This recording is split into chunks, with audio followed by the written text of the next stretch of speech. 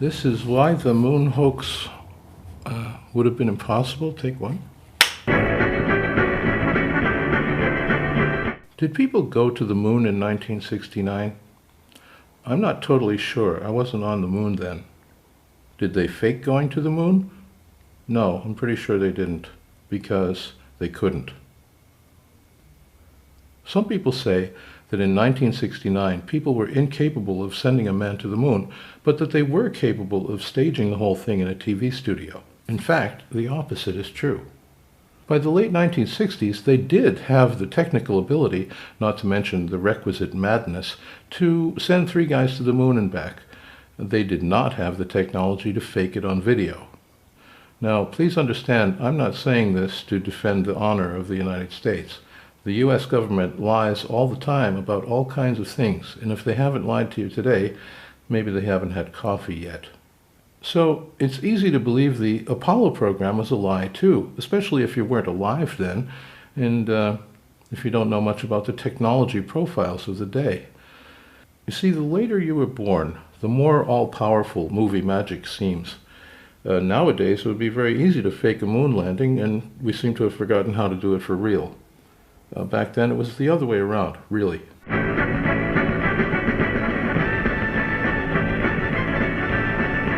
Ever since the 1920s, engineers were trying to improve liquid-fueled rockets and their guidance systems. They wanted to go to outer space. The people who were paying for it wanted better bombs. By 1943, Wernher von Braun's people already had a fully functional suborbital rocket called the Aggregate Fear, later known as the V2. After the war, the German rocket scientists went to work for 2 rival superpowers who then went to insane lengths to outdo each other on the world stage. It was a global dick-wagging contest on a scale never before seen in human history. It's fair to say that technology growth in the Cold War was mostly a competition in aerospace, rocketry, and weapons science. That was the kind of engineering people strove to excel in. And by the mid-60s, limited space travel was a possibility, I think. Meanwhile, film technology had gotten wider, and television was still busy trying to be in color. Now, here's where the stories diverge. In one version, the Americans waste $20 billion to send 3 guys to the moon, plant a plaque that says we came in peace for all mankind, and then go home to bomb Cambodia. In the more tantalizing version, NASA at some point realizes they just can't. So to avoid humiliation, they hire Stanley Kubrick to produce and direct the moon landing telecasts. You know, he did such a great job with 2001. Years later, once the Apollo astronauts are starting to collect Medicare, some people get a lot of attention by pointing out flaws in the photographic evidence from Apollo. When you listen to them, they seem not to know very much about photography or video or lighting or even perspective, and I think they're hoping you don't either. So we should have seen stars in the sky? No, we shouldn't. The camera was set to expose for broad daylight. If they were exposing for stars, then this picture would have looked more like this. Flag's waving in the breeze? No, it isn't. It's wiggling in the vacuum after they let it go. The shadows diverge unrealistically across the landscape? No, they don't. Go outside sometime and see how shadows work. They obviously used multiple light sources in this picture, right? No, they obviously didn't. I've been shooting in the studio for about 30 years now. I know what to look for. When you shine 2 lights at something, you get 2 shadows. So this would have looked more like this. But it doesn't, because this stuff was shot with a single light source. And if that light was anywhere near the action, you would have seen a fall-off in brightness across the terrain. You don't, because the light source was 150 million kilometers away, too far away for the inverse square law to make a difference. Get it? Etc., blah, blah, blah. The thing is, all these discussions are ignoring one simple point. In 1969, it was not yet possible, technically, to fake what we saw on TV.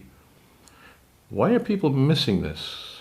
I think maybe they forget how primitive video was in 1969. I mean, it was an amazing achievement in electronics, but there was a lot they couldn't do. Let me try to explain that. The pivotal claim for the Apollo hoax theory, without which it all falls apart, is that what we saw on TV was slow motion footage of astronauts running around in a film studio. Because if it wasn't slow motion, it couldn't have happened on Earth, right? Let's talk about how slow motion works in film and video. There are two ways to make motion slow. One is you shoot it at normal speed and play it back slow. The other is you shoot it fast and play it back normal. The second way is called overcranking. It looks smoother and more realistic because you're sampling natural motion at a higher frame rate. But that means we would have had to shoot it on film using high-speed film cameras, right? Why? Because in 1969 there were no high-speed video cameras yet. The electronics just weren't there. Some people did have a magnetic disc recorder that could capture normal speed video and play it back slow. They used it for sports replays. It could record up to 30 seconds. Play back at 10 FPS and you've got a whopping 90 seconds of slow-mo.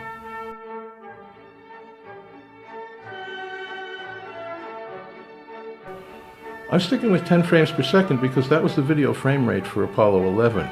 They had a non-interlaced slow-scan TV camera, especially made for them by Westinghouse. All the later missions were using regular NTSC cameras running at 2997 FPS. That would be 3 times harder to fake. I'm trying to make this easy. Keep in mind that when people today watch documentaries about the Apollo missions, they're looking at the highlights. They're looking at, short clips cut together. And short clips are much easier to fake.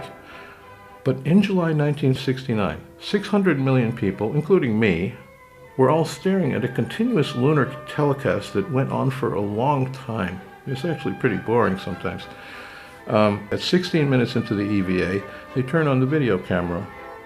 4 minutes later, you get your one small step thing. Then Aldrin climbs out. And they move the camera onto a tripod and proceed to do all their moonwalking, flag planting, photo snapping, and rock picking. Then Armstrong climbs back up into the lander, and it's over. By which time the video camera has been running for 143 minutes. So if we're faking this with electronic slow-mo at 1/3 speed, we only need to record about 47 minutes of continuous live-action video. Well, that's a lot more than that Ampex disc recorder could hold. But NASA is special. Maybe they have a big disc recorder, right, in 1969. Okay, how much bigger? 95 times bigger? I don't know, man. I mean, government agencies are powerful, but they're not God.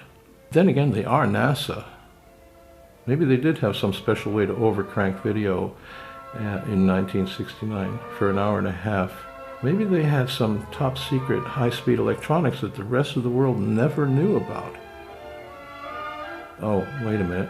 No, you guys said that their navigation computers were too slow. I guess we can't have it both ways. I mean, it can't be fast and slow at the same time, right? Wouldn't it be easier to shoot this on film? I mean, in 1969, we already knew how to overcrank film. For Apollo 11, we only need to shoot 30 FPS and play it back at 10. Okay, let's try that. I'd recommend you shoot on 35mm to minimize the film grain. That's what Kubrick would have done. Now let's see. Normal 35mm runs at 90 feet per minute, but since we're shooting at 30 FPS, that'll be 112.5 feet per minute. We need 47 minutes of original film, so that's about 5,300 feet. And of course, there's no such thing as a film magazine that big. Volkswagen? But if you shoot 1,000-foot loads, that's about that big, then you can do it in 5 mags. Wait, I can do this.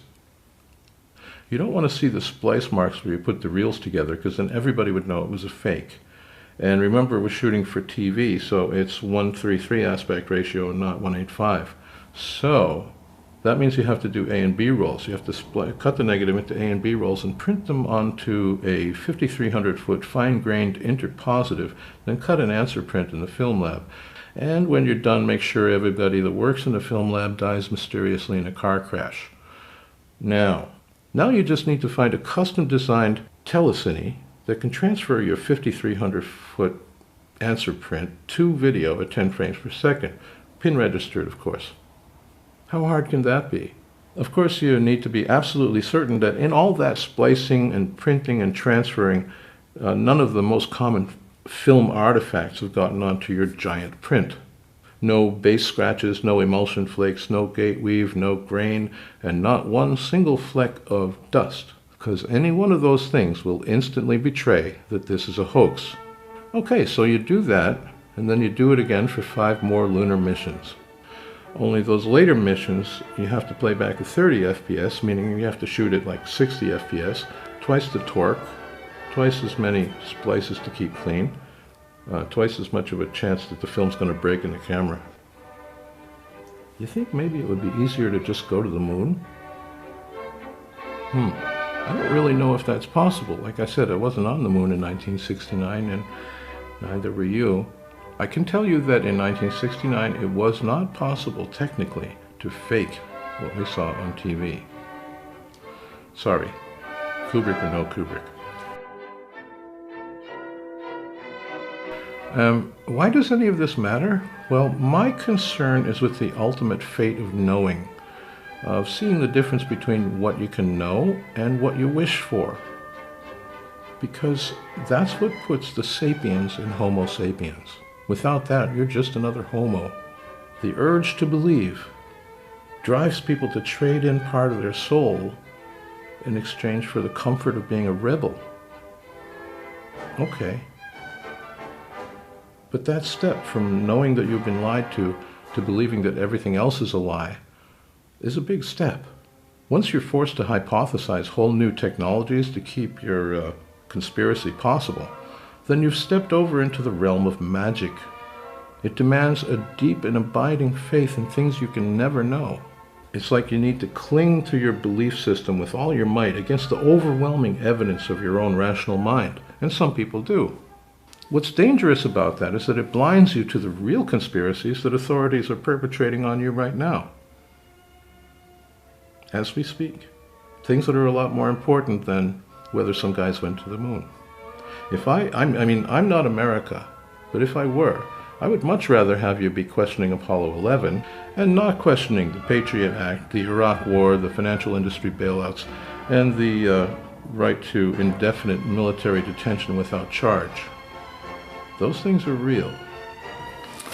Thank you for watching. Excellent. My check came from NASA.